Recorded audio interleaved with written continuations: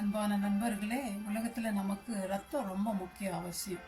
யாராவது அடிபட்டாங்க அப்படின்னு பார்த்தா ரத்தம் ஜாஸ்தி போனால் ரொம்ப பயப்படுவோம். உடனே ஹாஸ்பிட்டலுக்கு போகணும்னு நம்ம விருப்பப்படுவோம்.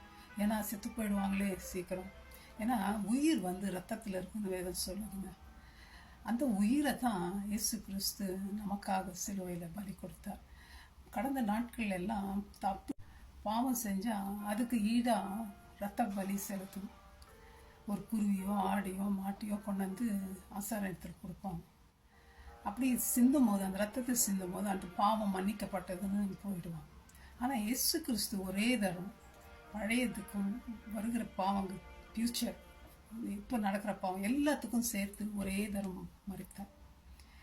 அவர் மறித்ததில் அவரை போல பாவம் இல்லாதவர்கள் இல்லை. பாவம் இல்லாத மாசற்று தூய ரத்தத்தை நமக்காக சிலுவையில் கொடுத்தார்.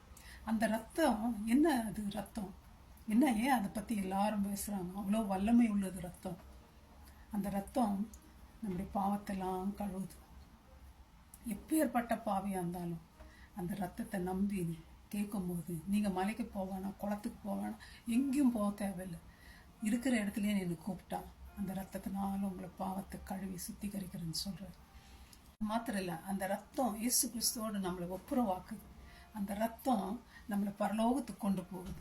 அந்த பரலோகத்துக்கு போகிற அந்த என்ட்ரி கிளியரன்ஸு கொடுக்குது நமக்கு அந்த ரத்தம். நம்ம பாவம் இல்லாமல் இருக்கிறதுனால. அது மாத்திரம் இல்லைங்க, அந்த ரத்தம் நம்மளை தகுதி உள்ளவர்களாக்குது. அவரோட கிருபையினால் நம்ம அந்த ரத்தம் கட்டுண்டவர்களாக இருந்த நம்ம விடுதலை ஆக்குதுங்க அந்த ரத்தம். அந்த ரத்தம் நம்மளை சுத்திகரிக்குது. ஒரு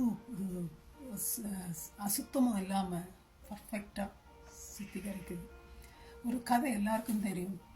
ஒரு மனுஷன் ஒரு போட்டை பண்ணுறார். அந்த போட்டில் ரிவரில் அவர் அதோடு விளையாடி கொண்டிருக்கும் போது வெள்ளம் அடிச்சுட்டு போயிடுது.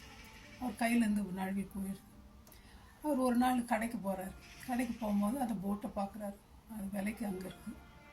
அப்போது அந்த போட் விற்கிறவன்ட்ட போய், ஏன்பா இந்த போட்டு நான் தான் செஞ்சேன், குடு என்கிட்ட. அப்போ அந்த போட்டுக்கார் சொன்னால், இது நீ செஞ்சுருக்கலாம், ஆனால் அதை நான் கண்டுபிடிச்சி எடுத்தேன், இது என்னுடையது. உனக்கு வேணும்னா நீ மணி கொடுத்து அந்த போட்டை வாங்கும்.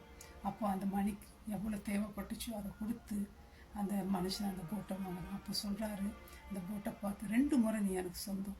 நான் உன்னை உருவாக்கினேன், இன்னொரு முறை நான் உனக்கு காசு கொடுத்து உன்னை எனக்கு சொந்தமாக்கிக்கொண்டு, இனிமேல் நீ எனக்கு தான் சொந்தம், வேறு யாருக்கும் சொந்தம் கிடையாது. அதே தாங்க இயேசு கிறிஸ்துவும் பண்ணார். முதல்ல நம்மளை உருவாக்கினார். நம்ம அவரை விட்டு போயிட்டோம், தூரம் போயிட்டோம்.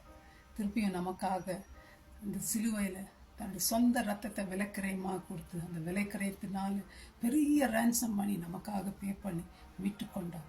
இனிமேல் நமக்கு சொந்தம் இல்லை, அவருக்கு தான் சொந்தம். வாங்க, இனிமேல் பாவத்தில் இருக்க வேண்டாம். இயேசுவோடு ஒப்புரவாகும். அவருடைய ரத்தத்தினால கழுவப்படும், சுத்திகரிக்கப்படும், மோட்ச ராஜ்யத்துக்குள்ளே பிரவேசிக்கும். அந்த நம்பிக்கையை நாம் பெறுவோம். இயேசு கிறிஸ்துவின் ரத்தம் ஜெயம், வல்லமை உள்ளது, powerful. Get it soon. May God bless you, my friends. Thank you. Bye-bye.